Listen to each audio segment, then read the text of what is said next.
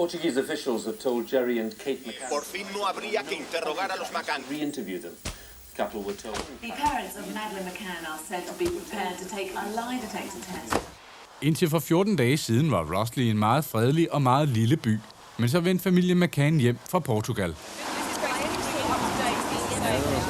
Rossley gik fra at være en by midt i England til at være Englands mentale og mediemæssige midtpunkt.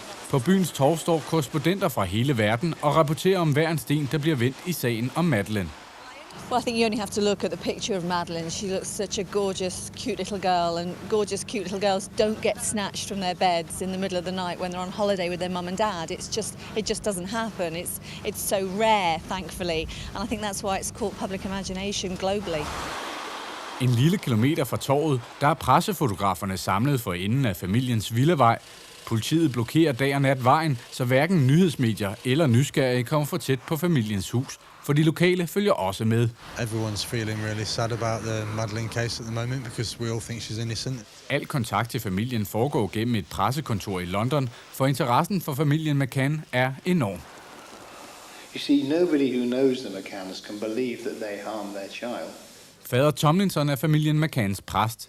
Han har døbt parrets tvillinger, og en af de få, der har talt med familien efter de er kommet tilbage fra Portugal, da de i sidste weekend, også under stor mediebevågenhed, var til gudstjeneste. They're being remarkably cool with it. You know, they're accepting it. They want little Madeleine back, and they'll do whatever they can to try and get Madeleine back.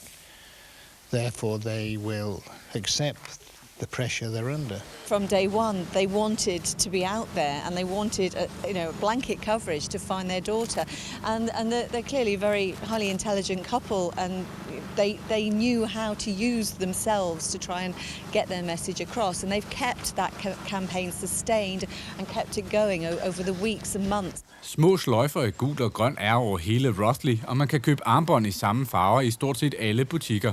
Alt sammen en lokal del af den verdensomspændende kampagne, der skal hjælpe med at finde Madeleine.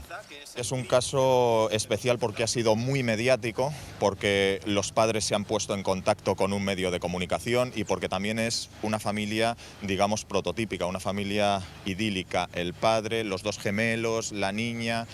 Ha sido todo muy mediático y por eso todo se ha focalizado en el tema. Amol Rajan har fra begyndelsen dækket sagen for det ansete dagblad The Independent.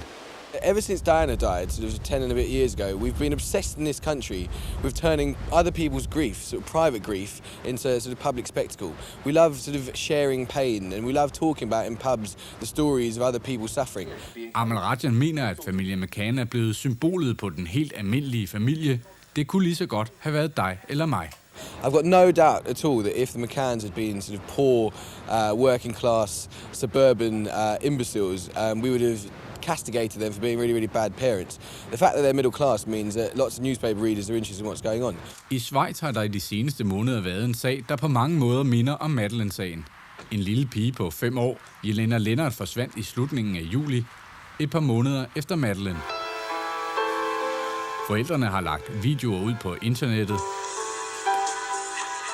ligesom Madeleines forældre gjorde det.